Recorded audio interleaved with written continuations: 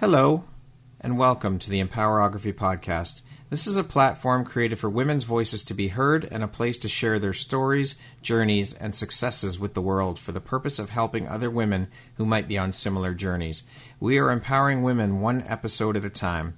I'm your host, Brad Walsh, so kick back, grab one of your favorite beverages, and enjoy the stories.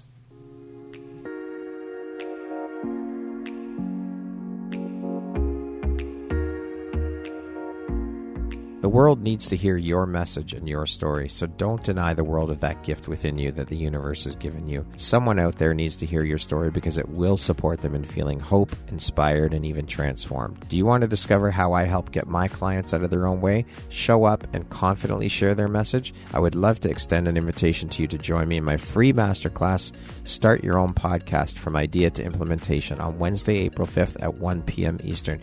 You can find the registry link in the show notes. Hope to see you there. Hello there, Brad Walsh here, your host of the Empowerography Podcast. Today, my guest is Jaclyn Gallo. She is a two-time best-selling author, a podcast host, a life coach, and a Tedx speaker. Welcome, Jaclyn. I am so happy and excited to have you here. How are you doing today? I'm great. Thank you for having me. I'm excited to be here.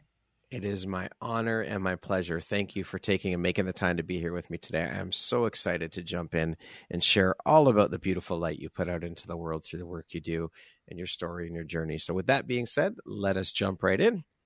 I would love to know, Jaclyn, what were you doing for a living before you made the jump into the entrepreneurial world? And what was the catalyst for that shift for you? Yeah, so my journey is probably a lot different than the average person. I was a college student. And I was exploring the career world. I thought that I wanted to work in corporate America, do a marketing job. I was a marketing and international business double major. So one summer, I had a summer internship at a big company, and I thought it was my dream job. My goal was to work really hard and impress enough people that maybe they would offer me a job offer the next year when I graduated. And about 6 weeks into the internship, I started to get this feeling. Is this it?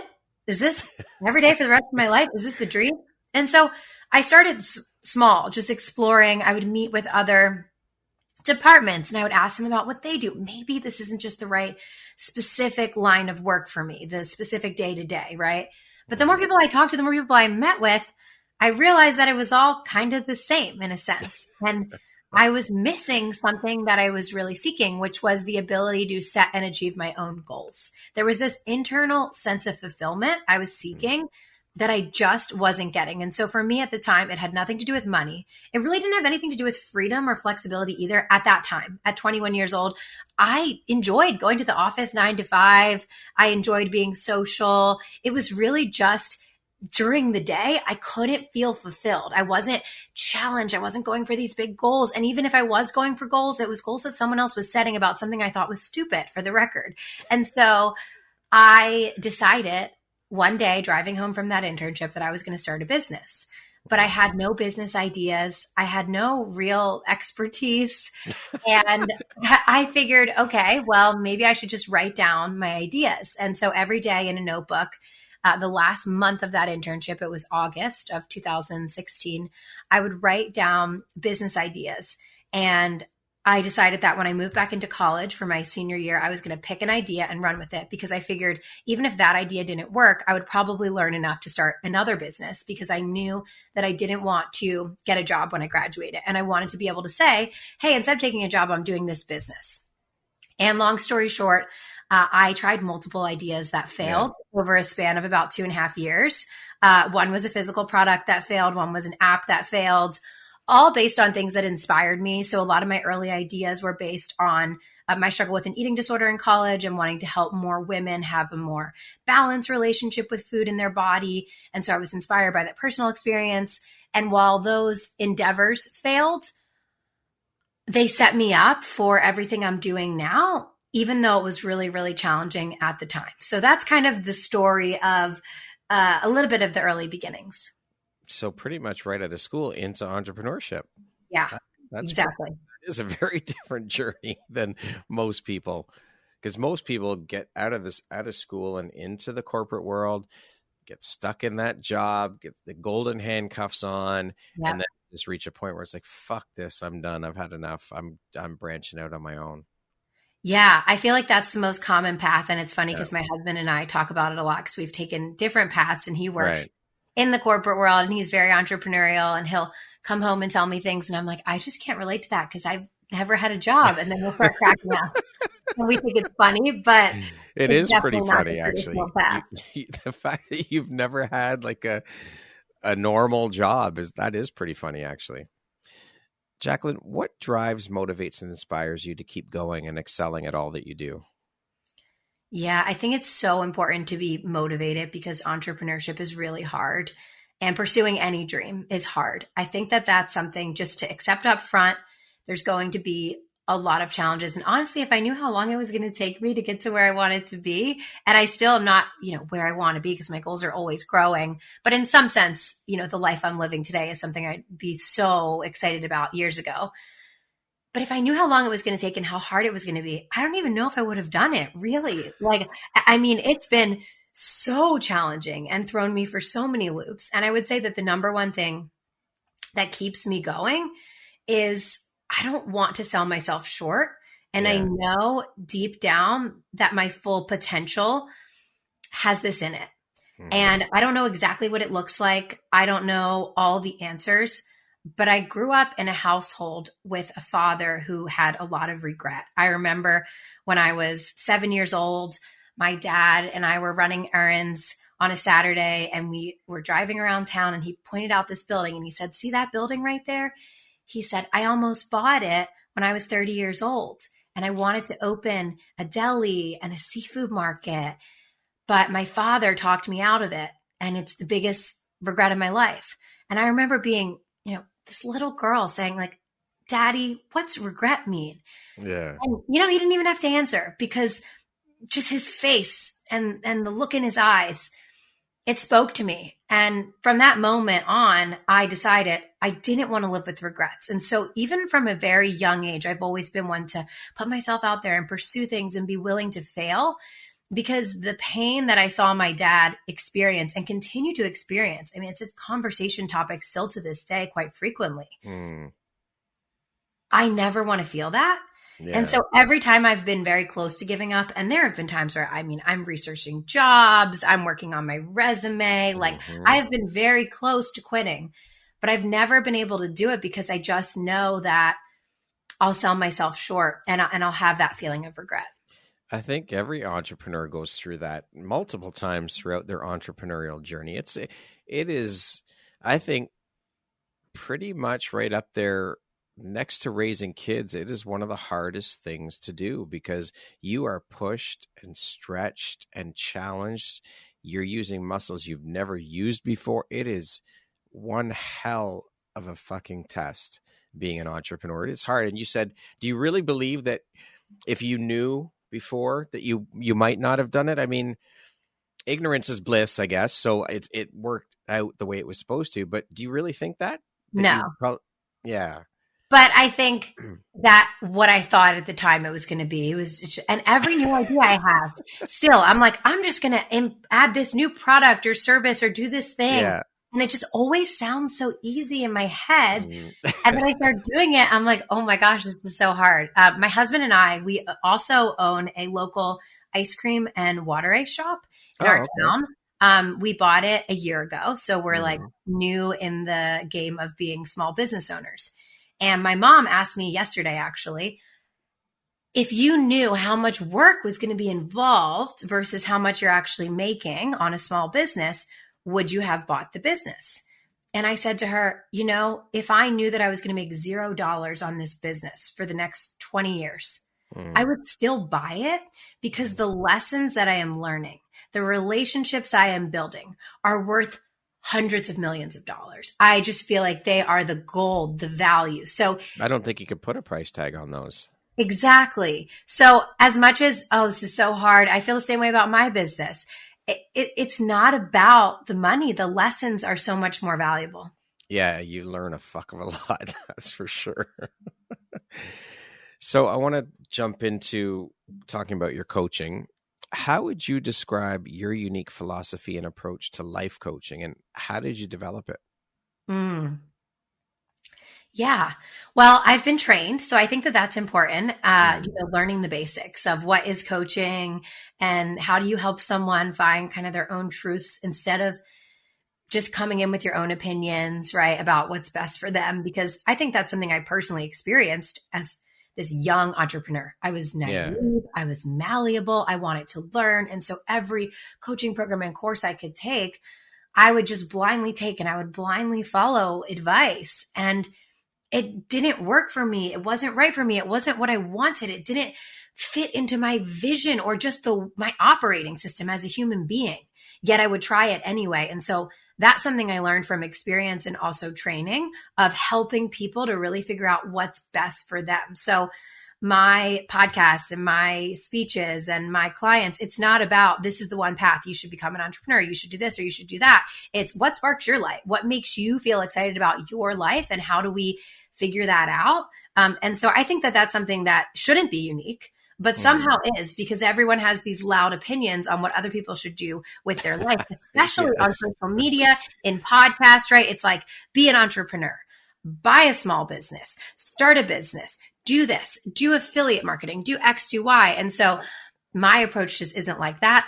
The other thing that I think makes it unique, I like to look at what my audience says and really understand, like, what do they actually get from me? And so recently I did this deep dive in all of my podcast reviews and I looked at common words and themes. And the number one thing that I saw over and over and over again was new perspectives. I don't know where these new perspectives come from. I'm just a very spiritual person that thinks a lot and reflects a lot. I journal more than anyone I know. And I share. I'm really open and vulnerable to sharing my life experiences. And I know I'm not the only person in the world to do that, but somehow I guess some of the ways that I share them in resonate with people. And so, just giving people a different perspective, I think, than maybe they naturally have is something that is natural to me, I guess. Yeah. We're constantly bombarded with, you need to do this. This is the way you got to do this. This is the way you got to do that. And we have to remember that everyone is a unique individual, and what works for one person doesn't necessarily work for another. It may, but probably not, and the fact that, listen, entrepreneurship is not for the faint of heart. It's not for everybody. Not everybody can or wants to or should be an entrepreneur. It's a tough fucking road. You got to be patient as hell. And there are people that just don't want that. They're happy in a 9 to 5 or whatever it is that they're doing. Everyone's not cut out for it. Plain and simple. Yeah. Right. And if everyone was meant to be an entrepreneur, all businesses would fail because we need employees. Exactly. Right? We do. We need the ditch diggers. We need the people working at McDonald's. We need the people working at Walmart and all of those things. And if that makes them happy, who is anyone to say you need to be an entrepreneur? If they're happy doing that job, then why not? We need that. The economy would crumble if we didn't have all of these other people. Totally agree. Now, through many conversations that I've had with women through the podcast who are coaches, I've heard a lot of them say that most, if not all, coaches go through their own personal struggles and journeys before making the leap into coaching.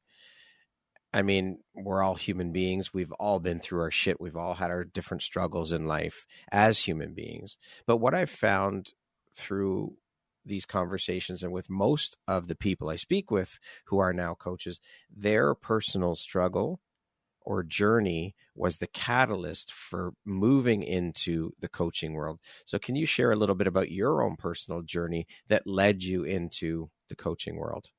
Absolutely. So for me, it really was failing as an entrepreneur and feeling like I was a failure. I wasn't good enough. Maybe I didn't have what it takes. Something was fundamentally flawed with me. I had this really interesting experience in life where up until college, if I gave something my all and worked really hard for it, it usually worked out. I don't know if that's because school came easy to me or I had certain character traits or what it was, but pretty much everything I did, whether it was, academics, a club, a sport, not that I was the top player or anything, but I would have a great time and I would get some playing time on the team and I would get an A in the class and I would get selected to be the leader of that club. Right. And so I created this association in my brain that if I just work hard at something, then I'll succeed. And so then when I started my first business and I worked really hard and I failed, I thought, okay, the problem wasn't the hard work. The problem must be me. So instead of blaming the idea, the strategy, all of these other things, I blamed myself. And I started to feel just really confused about my self-worth, about my ability to achieve my goals. Was I cut out for this? And then I tried again, and my second idea also failed. And at this point, I had spent close to $50,000, mostly other people's money that I had raised on Kickstarter, borrowed on credit cards. So that was stuff I had to pay back, borrowed from my parents, made a little bit waitressing at college that I saved up as well. But, I felt embarrassed. I felt shame, and I now had debt to pay back. I just really questioned my own compass and this intuition that had guided me to this place, and if I was really enough to make it happen. And through that process, I took this period of time, about 30 days, between my startup idea that was an app that once I decided this is not going anywhere, we're not going to put $100,000 more into this. Let's just walk away and bear losses. And starting coaching and speaking, kind of my next idea, I took about a month. I didn't know how long I was going to take. I didn't know what I was going to do. Lucky enough to live at home with my parents, so I didn't really have any major bills. So I just would wake up every day and I would journal and I would read self-help books and I would try to figure out what the heck is going on in here. And I realized that my biggest problem was my relationship with failure, my fear of failure. And it had become proven true. I had life experience to prove that I was a failure and I did fail. And so having to reframe my definition of failure, having to start to see the journey and the experiences I was going on differently changed everything for me. And when I was able to really do that and honor that and be proud of it, like I found ways to tell people about my journey and say it in a really proud way and mean it instead of being embarrassed and shameful and hiding. I remember I would go to doctor's appointments, like, the normal checkup, and they'd say, "Oh, what are you doing?" They write it on your chart. Yeah. Jaclyn works for blah, blah, blah company. And I used to be so embarrassed. Versus when I reframed that definition, I was so proud and I was telling them about my entrepreneurial ventures and what I was doing next. And so I just started to see it more and more in my day to day that I really was changing that relationship. And so that's where I started. I just started talking about it. I started talking about my personal growth and I was seeing failure differently. And I actually didn't think it was going to be a business at all. I thought I was going to come up with some other product idea or something else. And this was just something I was sharing to help people who knew me, people who followed me on the internet that personally knew me. But it started catching, and I then randomly came across by fate that you could be a public speaker and actually get paid. So I thought I'd love to speak about this failure thing. And so I booked my first speech at a local college. And so just going from there, that same speech many years later has been tweaked and changed through the life lessons that I've been through in the years since. But that is my number one booked keynote, is about failure and resilience still to this day. And it is still a topic that is so important to me from those lessons. So I totally agree that every single person who helps other people probably has gone through their own struggles. And I think that the thing they're best at helping with and explaining is something they've lived through and something that they know what it feels like to feel that way. Absolutely. Excuse me. I had a woman on a while back. I released her episode a couple of weeks ago, and her whole thing is make friends with failure. Failure is your friend. You have to embrace it because you can't avoid it in life. It's going to happen. And you need to get on board and embrace it. It's okay. As long as you can extract the lesson from it and walk away and use that lesson to move forward to do better, that's all that matters. Failure is part of entrepreneurship. Failure is part of life. It's a huge part of entrepreneurship. As you've just explained, we all deal with it. We all go through it, and it's okay. It doesn't mean you're less than. It just means you're learning. That's all. 100%. And without the failures, I wouldn't be here. And so one of the biggest personal takeaways for me is that failure can often be redirection, and it can be a divine plan for you. It can be a blessing in disguise. And that's something now, sometimes when I'm in it, I think, or just when things go wrong in life, it's changed my whole mindset. I'm 35 weeks pregnant, and earlier this week I was sick. I think I had the flu or something. And I am like, okay, I have not been sick in years. Yet I get sick when I'm this pregnant, like can't sleep, all these things. And my mindset is immediately negative, just being a human being. Why is this happening to me? I haven't even gone anywhere. I've been like nesting in my house. I'm like, where did I even get sick? I'm so annoyed. And then I think to myself, what if my baby is going to come across the same exact illness in 2 months, and the antibodies that I've given my baby from dealing with this sickness and pregnancy will keep my baby healthy? What if I was going to go to a workout class, but what if in that workout class I was going to go to on Monday, my water was going to break and I was going to go into premature labor? But God said, you know what? You're not ready yet, honey. Let's slow you down. We know you're going to go to that workout class unless you really don't feel well. So here you go. And I came up with all these silly scenarios because of those failures. I know it sounds silly, but because of those failures so many years ago, every single time I face an inconvenience, a struggle, a challenge, I'm able to see it differently. And so it doesn't mean it is any less terrible. Like being 35 weeks pregnant, not really wanting to take medicine, so just sitting there like really sick was terrible. But having the attitude that, you know what, maybe this is happening for me, that I only learned from those failures, is honestly the biggest blessing in the world. That's an important thing. And it's not silly because you're right. These things are happening for a reason. My dad always said, what's meant for you will not go by you. So it obviously was not meant to happen. You weren't meant to go to the class. You needed to go through this for whatever reason. It's about figuring out what the reasoning is, taking the lesson in that, finding the silver lining, I think is important. And it's hard to do when you're in the shit. It's hard to take a step back and look in at the situation and find the silver lining. But I guarantee you, every fucking situation, no matter what it is that you go through, there is a silver lining in it. There is a lesson there for you. It's just a matter of digging and finding it and taking it away. 100%. I love it.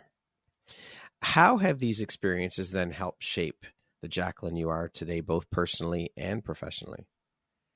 Oh gosh, I truly just wouldn't be me.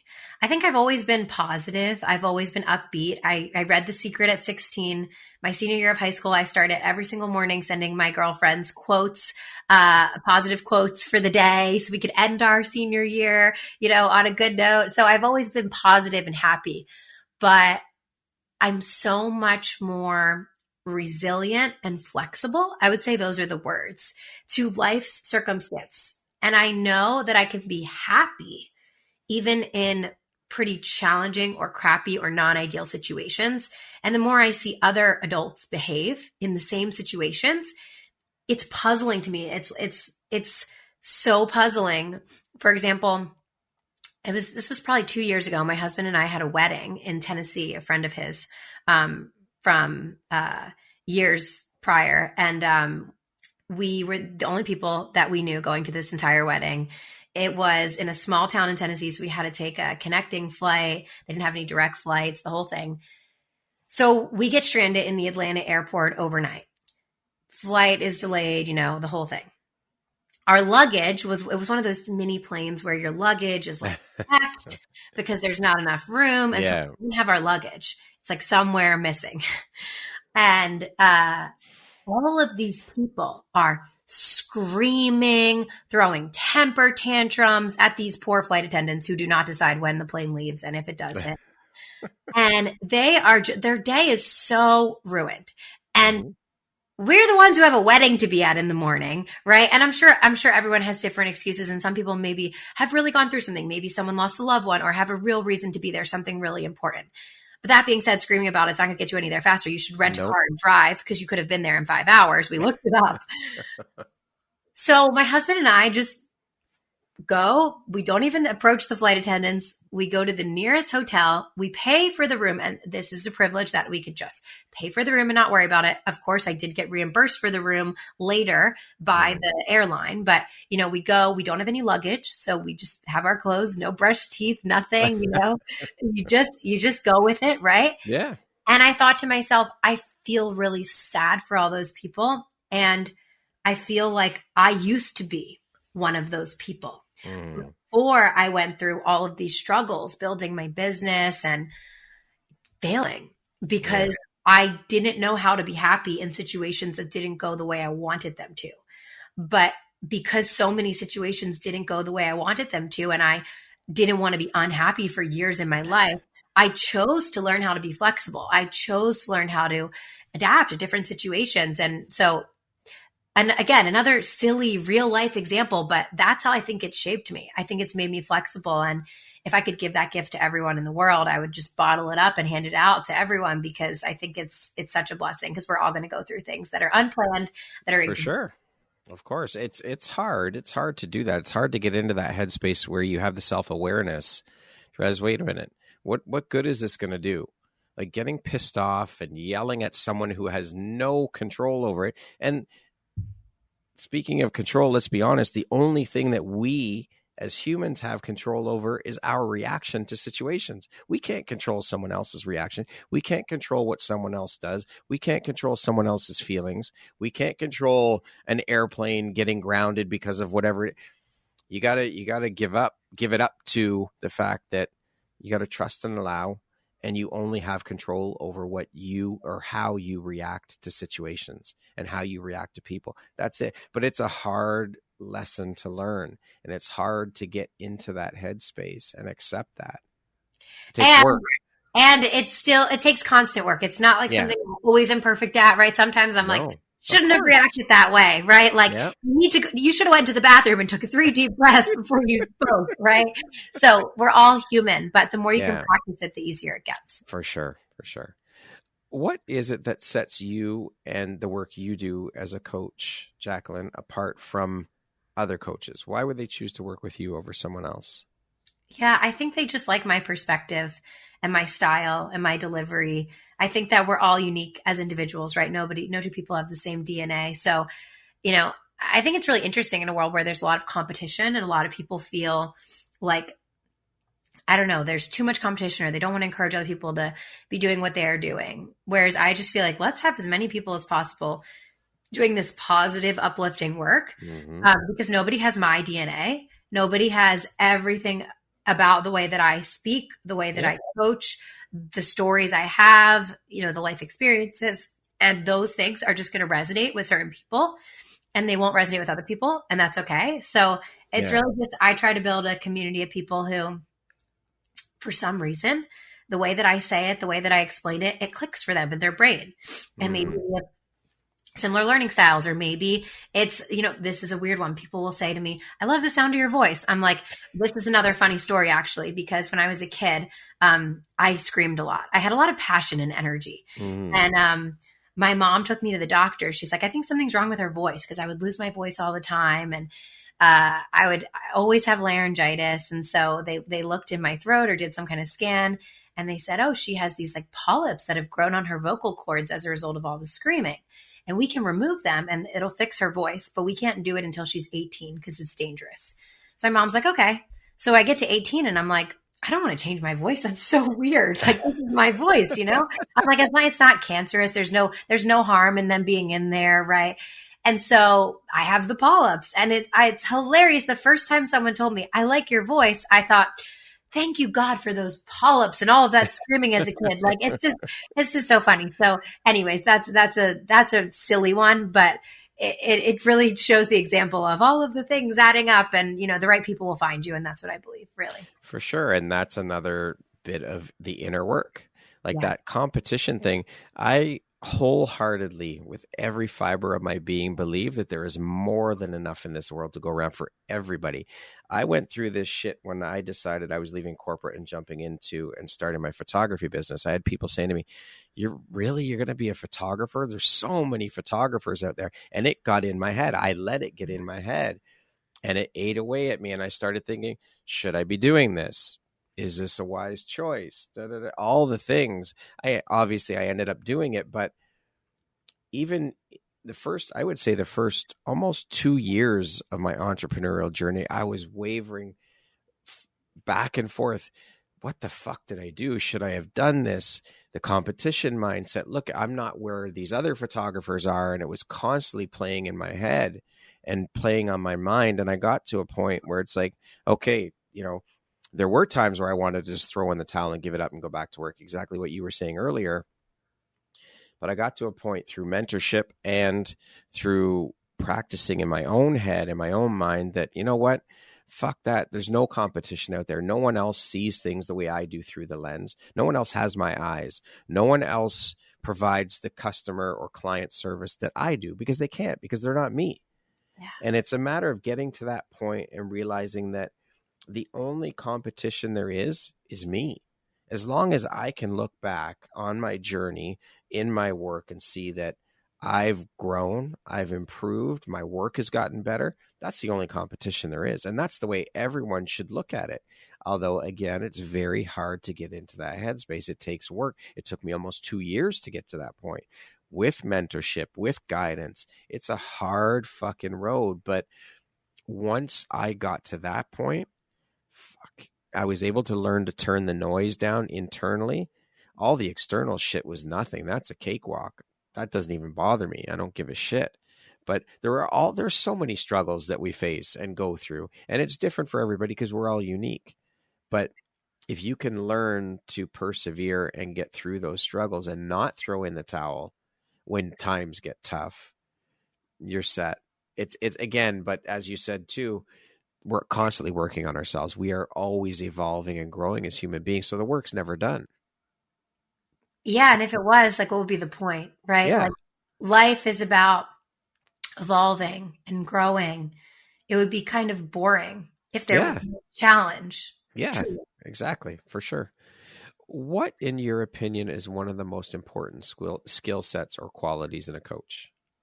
Being a good listener. I think that most people listen to respond in general in life. Yes. So it's that, oh my God, I have a story that I can tell after this that relates to that thing. And it's just natural. It's so natural. Yeah, for sure.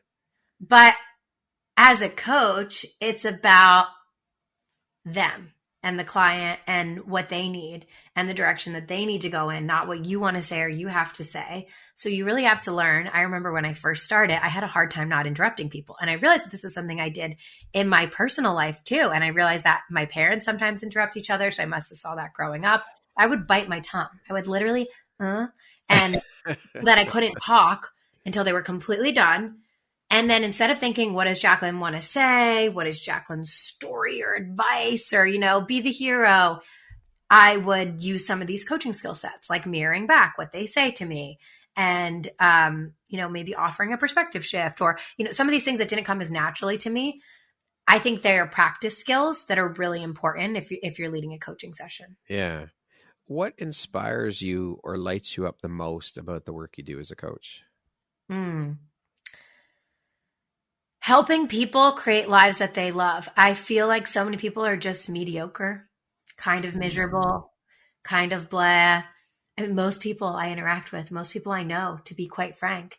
And so I want more people to feel excited about their lives, proud of their lives, and whatever impact I can make on that, whether that's one person or a million people, I want to make it because, that's the most valuable impact I could see making in the entire world, really. Happiness. That's what we're all after at the end of the day. So I would say that's the number one thing. It's sad when you think about all the people that go through life. And I was one of those people that they go into their job, they're 9 to 5, 5 days a week, waiting, hoping, praying. I can't wait till the weekend. So you're basically, when you do that, you're throwing away 5 days because you're so caught up in that, let's just get through the week and get to those 2 days. And then Sunday comes around, it's like, oh, fuck, I got to go back to work again. I don't want to go. That's a horrible way to live. It's a horrible existence. And that's all you're doing is existing. You're not living.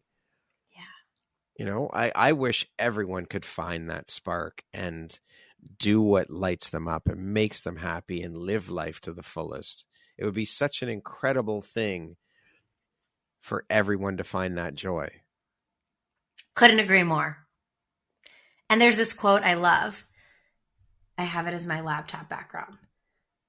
It's Zig Ziglar. Mm-hmm.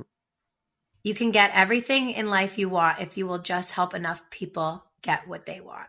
And I live by that. Well, that's yet another lesson that we all need to learn as a human race, that we are here to be in and of service to others. It's not about you. Yeah. And when you learn to put others ahead of yourself, things will change. Your life will change. It's another piece of the work that we have to do, but it will shift everything for you once you get into that headspace. It's beautiful. I love it. It is. It truly is. Now, on the flip side of the good things, what is one of the most difficult parts of your job as a coach?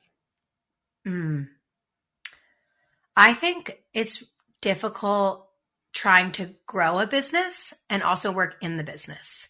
So it's nothing about the coaching work in and of itself, but my big vision is to reach a lot more people that I'm reaching now and be giving a lot more speeches that I'm giving now and have a lot more podcast listeners than I have now. And so it's challenging for me to balance, how many clients do I take on? And now being a soon to be new mom, I'm like, do I just cut off like this? I'm already with my capacity of clients. And, I think balancing this like bigger vision. I think some people, their vision itself is like, have a coaching business, have this many clients, make a full-time living. And that's amazing. For me, I just dream so big. And so I'm so eager to spend the time, working on this thing or that thing, or doing this outreach or this thing that's going to get me to that next level. But I want to serve the people that are already here. And so finding that balance, I would say that's the hardest thing for me. Yeah. What are 3 of the most important lessons you've learned in your journey and career as a coach? Okay. First lesson I would say is think about the long term more than the short term. In my early 20s, I was so focused on short term.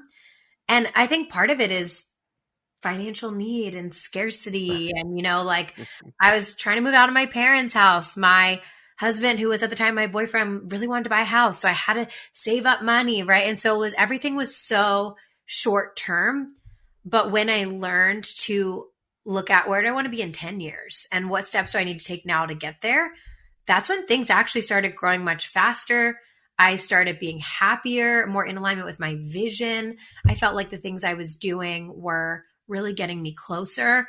And I think that's something that in the beginning as an entrepreneur, especially if you have some sort of financial need, it's really hard to not be so focused on that next dollar, but it causes a lot of poor decisions. I made a lot of the wrong decisions because of that just weren't right for the overall health of my business and the direction I wanted to go in because I was so caught up in the short term. So that one has been huge.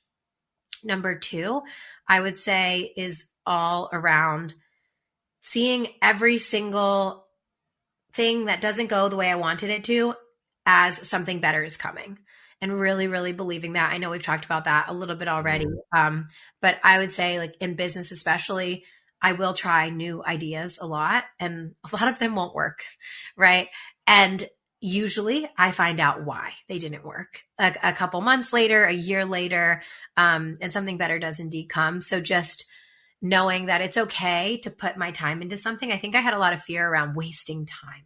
Right. It's like a relationship with time scarcity. I don't want to put in all this time and then this gets me nothing. Yeah. But I learned that putting in that time is always going to get me something. And I just have to trust that something better is coming if it's not the thing that's right in front of me. And then third lesson as a coach, I would say is the more that you can just be genuine and help other people, the more that you will receive. I think for a while, I was trained by all of these courses and programs. You don't want to give too much away, or you don't want to help too much, or, you have to ask for the sale every 5 minutes or whatever it was. Right. But the more I just started creating content to help people will be like, oh my gosh, how can I work with you? Right. Like they want to learn from me. And so I've just found it's a lot more about being genuine than it is about trying to gatekeep or constantly be selling. I think it's important to sell as a business owner, and without sales, you don't have a business. So it's not to be afraid of sales or anything like that, but more so to make the priority to give before selling, and really seeing that as your main goal, and knowing that when you give people value, the right people are going to want to pay you and hire you. That's been a really important lesson as well. So those would be the biggest 3. Love it. Thank you for sharing those. Vulnerability is a very powerful force in personal growth. How do you create a safe and open space for clients to explore their vulnerability and foster self-discovery?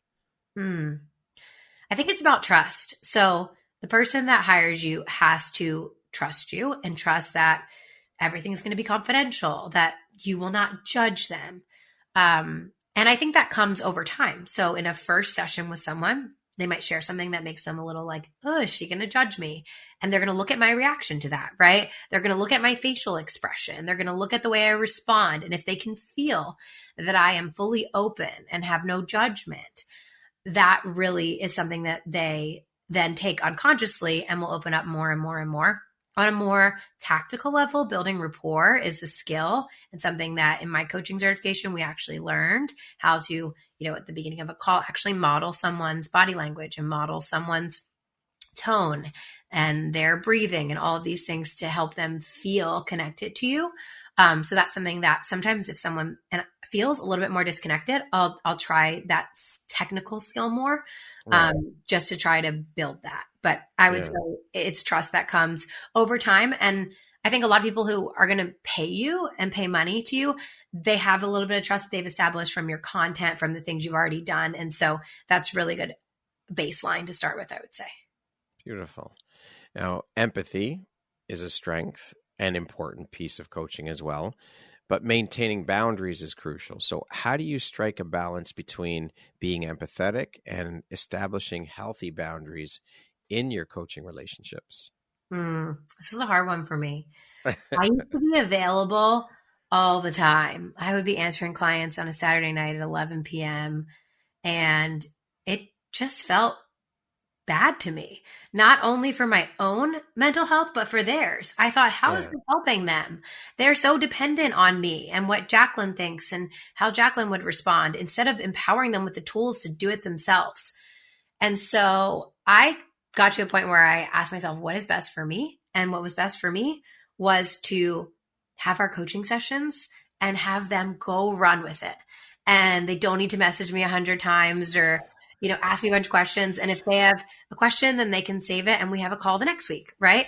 And I also ironically realized it was better for them. And this is something I found a lot in business and in life. Sometimes, most of the time, things that are best for me are also best for the other party. It's like sometimes you probably experience this. There's a call on your calendar that you don't want to do it for some reason or another. Not that you don't want to talk to that person, but that day it's just not good on your schedule. Got something going on, but you don't want to cancel. So you're like leaving it be there. And then the person emails you, I'm so sorry. Can we move our call to next week? You're like, well, it's better for me. It's better for you. Of course this happened, right? Well, the same is true oftentimes with other things. And I found that with coaching, I found that my clients are just much more self-sufficient and empowered and actually use the tools versus being so reliant on me. And my goal isn't that you stay a client for 5 years. My goal is that you learn the tools and go apply them in your life. And if you want coaching because you love coaching, I'm always here, but that's not the main goal. The main goal is like go run with them. And so I set boundaries by clearly articulating like this is what's included and this is what's not included. And that was hard at first, especially with clients that had been previously experiencing, you can contact me anytime to the available Jaclyn. Right. To, hey, we're going to talk during this hour. If you have questions outside of that, write them down and bring them to the next hour. Yeah. And it was challenging, but worth the while for everyone involved. Looking ahead, what legacy and positive impact do you hope to leave through your coaching practice and entrepreneurial endeavors? I hope to leave a lot of books that people read years after I am no longer living. I think that that's a beautiful legacy. I love reading great books and knowing the person, lived 100 years ago and their knowledge and wisdom is still something that is just as powerful today, even if some of the words and the stories they tell are not modern or relevant, like Napoleon Hill comes to mind as a great example. Yes. So, I want to keep writing books in my career and really be able to leave that legacy of writing because I feel like it's something that's really timeless. I'm not sure what podcast will be like in, 100 years, but I have a pretty good feeling, we have the track record of books that they'll still be quite popular and accessible. For sure. I want to jump in and discuss a little bit about your TEDx talk and that whole experience. Now, of course, getting a TEDx is a huge dream and goal for a lot of people out there. Was this something that was a bucket list item for you? Totally. It was 100% on my vision board. Okay. So how did the opportunity, first of all, come up for you to get on that red dot and share your story? Yeah, I love this story because the answer is I was relentless about getting a TEDx talk. I decided that this was the year I was going to get one, and Yeah. I just started applying. I Google searched the call for speakers. I joined Facebook groups, anything I could. I told everyone I knew that my goal for the year was to land a TEDx talk, and I was rejected from so many. And I would take a lot of time on each application because they all had different themes. And it's not like I had a talk in mind either. It's not like I was like, I have this great idea I want to share. I was speaking, but it's not like I was giving these huge keynotes or anything at the time. This was back in 2020. So I was about a year into like professional speaking and getting paid to speak. So it wasn't like I had a ton of experience, but I had some. And I would look at every theme and I would just come up with ideas, and I would take the time, and it was a big commitment. It took a lot of time, but finally someone read my application and the specific talk I put together for their theme and thought, this is great. And I got selected. And then COVID threw a total wrench in it because, 3 weeks before the talk, it got postponed because it was supposed to be at the end of March 2020. And it ended up being in August 2020, filmed professionally in person at a studio, live streamed on YouTube to the audience. So it wasn't quite the normal experience of a TEDx. And I think maybe I'll do another one someday that's more to get normal. That full experience. Yeah. But it was really just about commitment, like deciding, and you have to be, there's so many things you might want to do. I think this is hard. And this is something I face still to this day. You have to really decide, okay, out of all the things I want to do, which are like top priorities for me and which am I willing to put in hours every single week, even if it takes 2 years. Like it needs to be a goal where you're like, if this takes 5 years and I spend 3 hours a week let's say you block out, from 9 to noon every Friday morning, you're going to work on your TEDx dream or your book dream or your whatever dream that you have, right? And you have to be willing. I'm willing to do this for 10 years, even if I don't get one. That's how important it is to me. Then you're going to get one, right? Yeah. I think that's what it's about. Yeah. So can you share a little bit about your talk, the inspiration, what the title is? Yeah. What it was about? Absolutely. It is all about courage. And the theme of the event was pushing forward. And I asked myself, it was an ironic theme because they didn't know COVID was happening when they set the theme, but then it became such a prominent part of it. I asked myself, what is the thing that most people need to move forward? And it was courage. And I wondered, why was it in the moment that I was this close to giving up on my dreams that I didn't give up? And why is it that other people do give up? Why is it that when people, excuse me, bless you, remnants of the flu, thank you. Why is it that when two people can be in the same exact situation and one person can have the resilience to bounce back, but someone else will give up? And I really boiled that word down to courage. And I wanted to better understand, where does courage come from? And I didn't know the answer. It's not like I thought, it was kind of like I was a scientist and I was very curious. And so I thought, well, let me study where my courage came from. And as I mentioned earlier, I'm a big journaler and I have a lot of my journals. So I was able to go back and actually sometimes when I'm feeling particularly bad, I journal on my phone because I don't have a journal with me. I'm like in a public place. I just open a note and I brain dump. I could be in a bathroom stall. I could be anywhere. I just have to get it out. And so I found this particular note on my phone that I had written in 2018 about wanting to give up on my business. It was very long and detailed and filled with a lot of pain. But I noticed a really interesting theme, and it was, despite all of the pain, it was also filled with a lot of self-belief. So it would say things like, I don't want to give up on my business because I know I can do this. And I thought courage is about that self-belief, but it's not about being fearless as most people think. And so the talk is called The Courage Equation. And the courage equation that I created is courage equals belief greater than fear. So I wanted to encourage people that you don't have to be fearless, but if you just work on your self-belief, just so it's this much stronger than your fear, then you can take action in that moment. And you can do it over and over and over again, even breaking it down into small things. So one of the examples I give was I ran a marathon, and 3 weeks before the marathon, I found out that I most likely had a stress fracture. But I had done the training for 5 months. I was so into it. I was also running for a friend who had recently passed away from cancer on the American Cancer Society team. So I was very like committed to this. I raised all this money and, just so many reasons why I wanted to run it anyway. And so I'm like, you know what? I'm just going to run it anyway. It's already fractured. What's the difference? I mean, how much worse can it get? That was my thought. And everything was fine until about mile 11. I was able to get through the first 11 miles, mild discomfort. Mile 11, I'm like, oh man, I don't think I can do this. Thinking about how much longer I have to go, another 15 miles.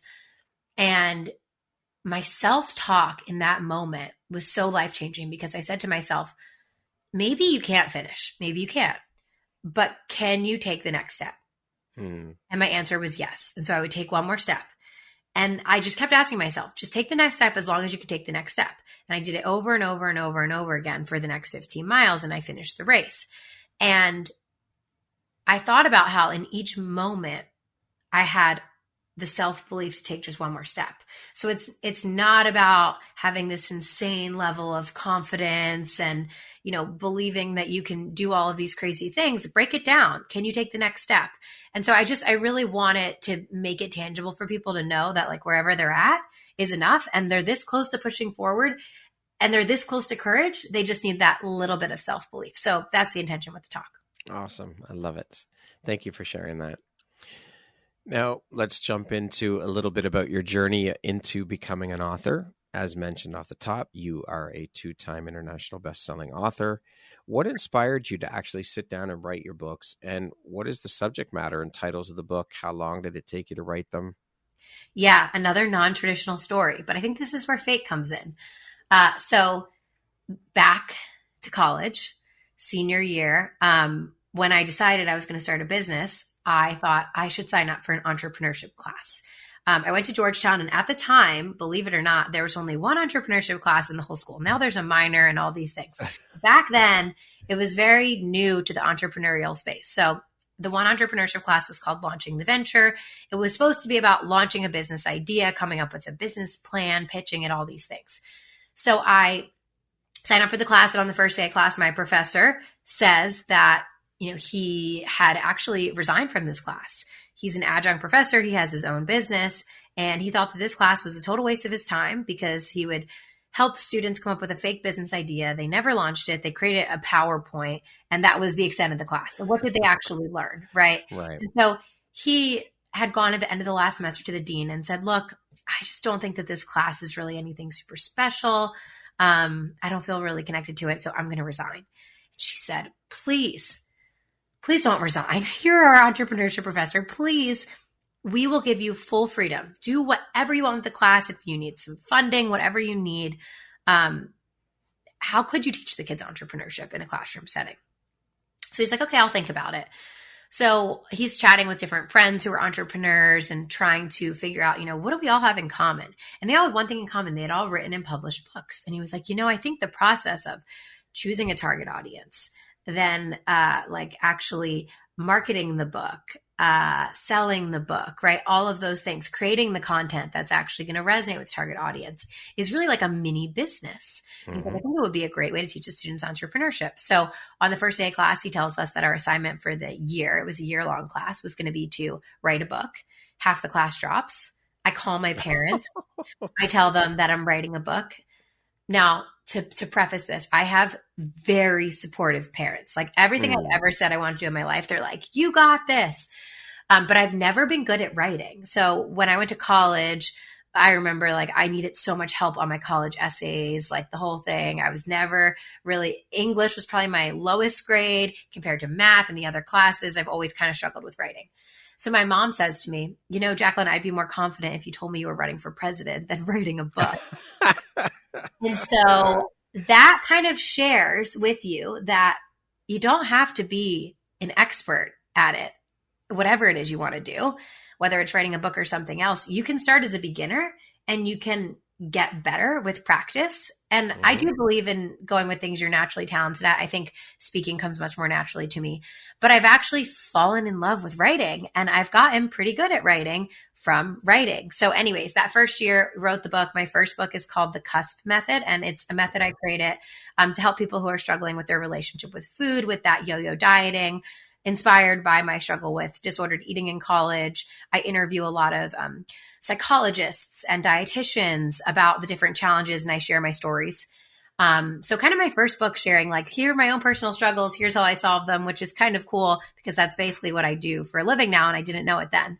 And then I wrote my second book a couple years later, 2019, called Stop Getting in Your Own Way. And I wrote it for female entrepreneurs to help them overcome all of the bad habits and limiting beliefs that for a long time caused me to have so many business failures. And once I ditched them, I was actually able to have a profitable business. And so I wanted to put that into writing. So again, just sharing, like, these are things I struggled with and this is how I fixed them. And I love writing. And my third book has been on the horizon for quite some time. I start it, I stop it, I come up with different topic ideas. I don't know how I'm going to publish it because, there's all the different paths. So it'll be coming, but not quite fully ready to be revealed yet. Still in the works. Yeah. Were the other two self-published? So my professor started his own publishing company. Okay. And so published through him. A lot of doing the work yourself, though. They had like some minimal, editing support and things, but it wasn't super extensive. So just kind of thinking about what's next for me. Now, you're also the host of a podcast you've mentioned. Can you share a little bit about that? What's the name of your podcast? Is it interview style, solo, a mix of both? And what's it all about? What inspired you to start a podcast?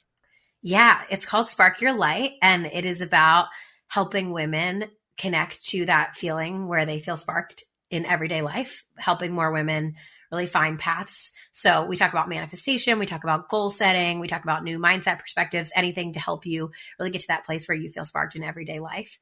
And I started it because I had a lot of people enjoying my content on Instagram at the time. This was back in 2019. I don't even think TikTok was around yet. And I wanted to elaborate on it more. And I was already speaking on stages, so I knew that I liked speaking, and I just thought this is the perfect platform for me.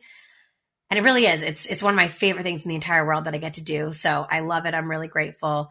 And it is a lot of solo episodes, about maybe one guest a month or so. So I like to bring in different guests on topics that my listeners kind of request or all kind of have common interest around. And then the rest of it is a lot of how-to and teaching and educating.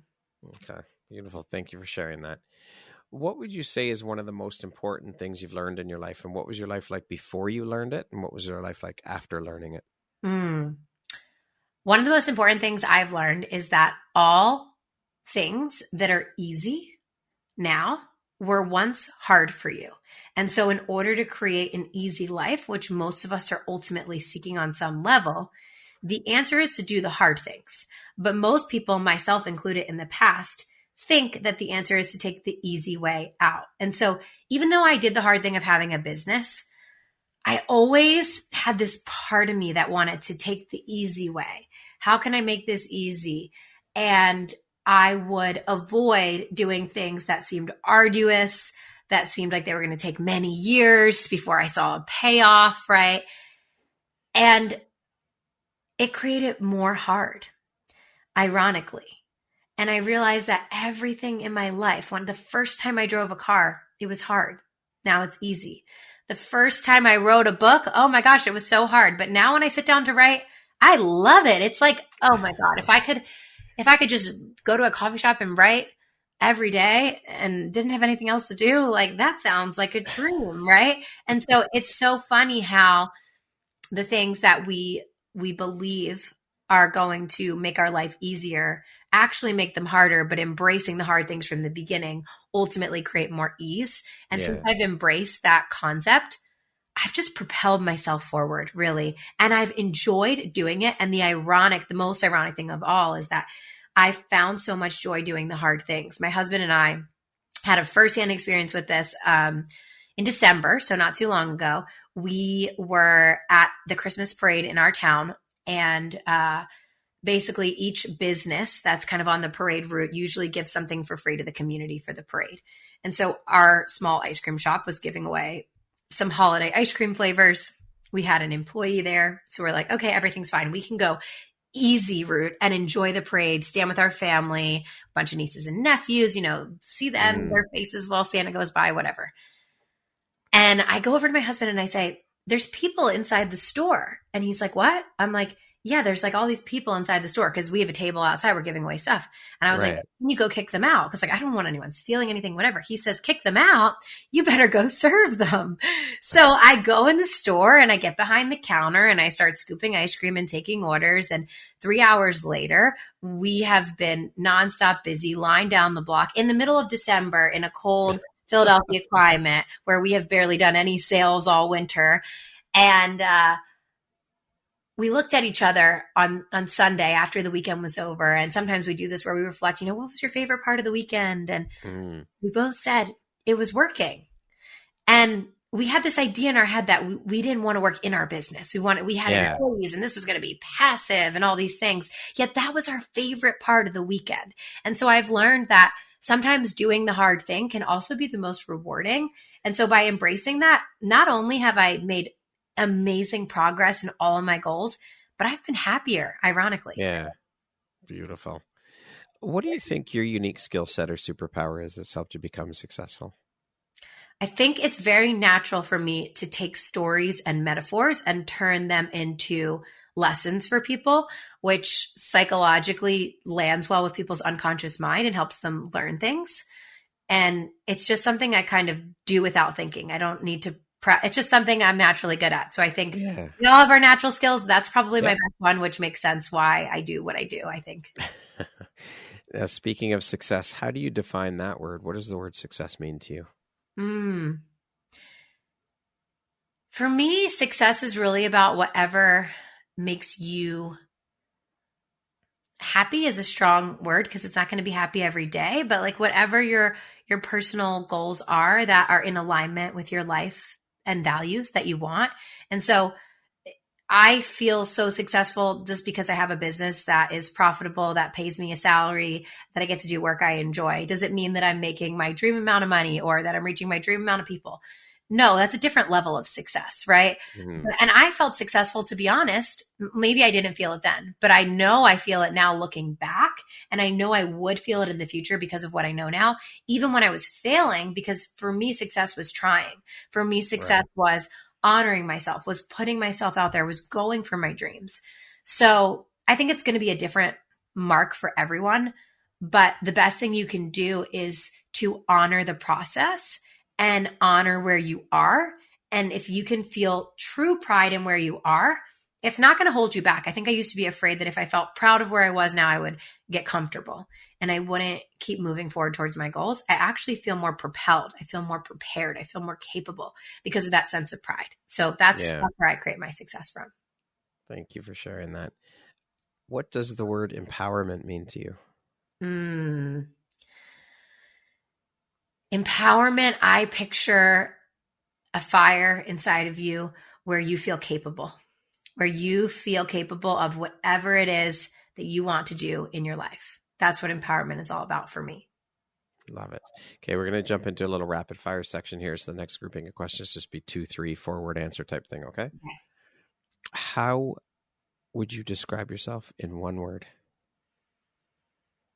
Bright. If you could teach the world one thing, what would it be? Resilience. What is the one thing you want but cannot buy with money? Health for my family. If you could be remembered for one thing, what would it be?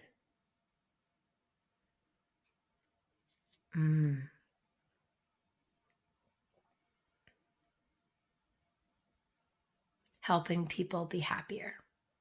And that concludes our rapid fire section. I'm trying something new today. I've never done. I love it. I usually, as you know, I send the questions out ahead of time, but this time I did that for you, but I created a question after, just like a money question or a surprise question, we'll say, that I'm going to see how this goes over, how it lands, by keeping that question back and then just surprising the guest with a question just out of the blue. So if you had 24 hours on Earth left, what would you do with that 24 hours? Spend it with the people I love and give all my money away. Okay, beautiful. Jaclyn, what is an unexpected blessing or occurrence in your life that you're grateful for? So many. Oh, I would say unexpected.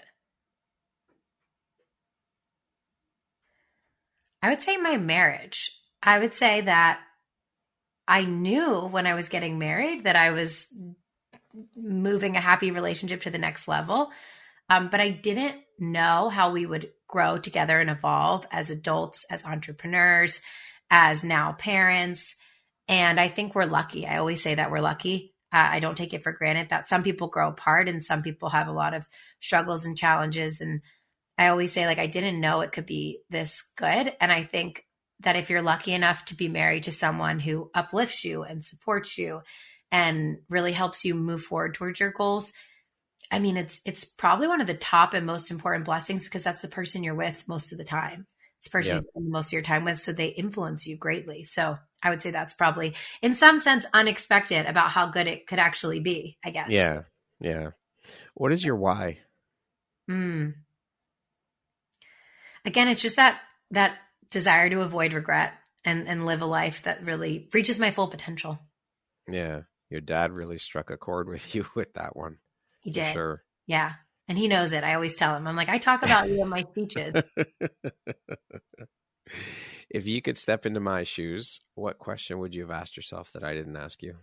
Something I like to think about, maybe it's just a metaphor that really lands with me, but if you could like bottle up something and give it to the world, what would it be?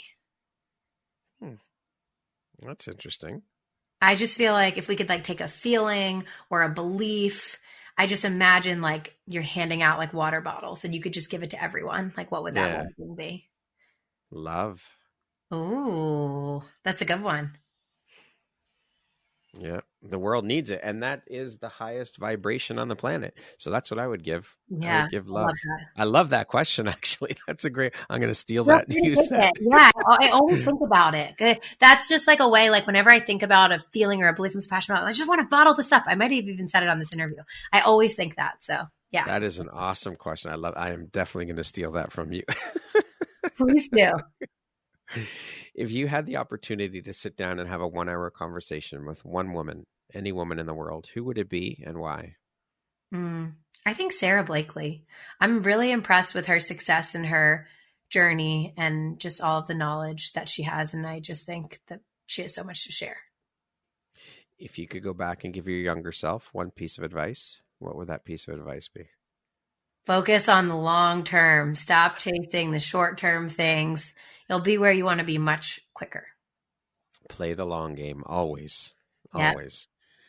Yep. Lastly, Jaclyn, if you were to deliver your last 30-second speech to the world, your tribe, your people, your corner of the world, what would that last 30 seconds sound like? What words of wisdom would you impart? No matter if it looks like it's not working, if it looks like you're going down a dark road and you don't know what steps to take, just keep going and keep trusting that it's always this or something better. Everything is happening for you, not to you. And never, never, never give up, because you are this close to your dreams. Don't give up 5 seconds before the miracle. Beautiful. Thank you so much, Jaclyn. It has been an absolute pleasure and honor having the opportunity to sit down and speak with you and share in your story and your journey and the beautiful light you put out into the world. I am honored to have had this opportunity and so grateful to have you as a member of the Empowerography community. Thank you for being here with me today. I appreciate you. Thank you so much for having me. Could you please share with the audience where they can connect with you if they want to learn more about you or work with you? Yeah, I'm Jaclyn T. Gallo on all the social media platforms. And again, my podcast is called Spark Your Light, and my website is jaclyngallo.com. Beautiful. We'll put all that information in the show notes, of course, but I just wanted to share that as well. Once again, my name is Brad Welsh, host of your Empowerography Podcast. Today, my guest has been Jaclyn Gallo. She is a 2-time best-selling author, a podcast host, a life coach, and a Tedx speaker. Thank you so much for your time, Jaclyn. I hope you have a wonderful rest of the day. Thank you very much for listening to this podcast. If you haven't yet, please be sure to subscribe, rate, review, and share with all your friends. You can find me at visuphoria.ca. Follow me on Instagram at Empowerography Podcast and on Facebook at Empowerography. Please join me next time for another inspirational story from yet another amazing woman.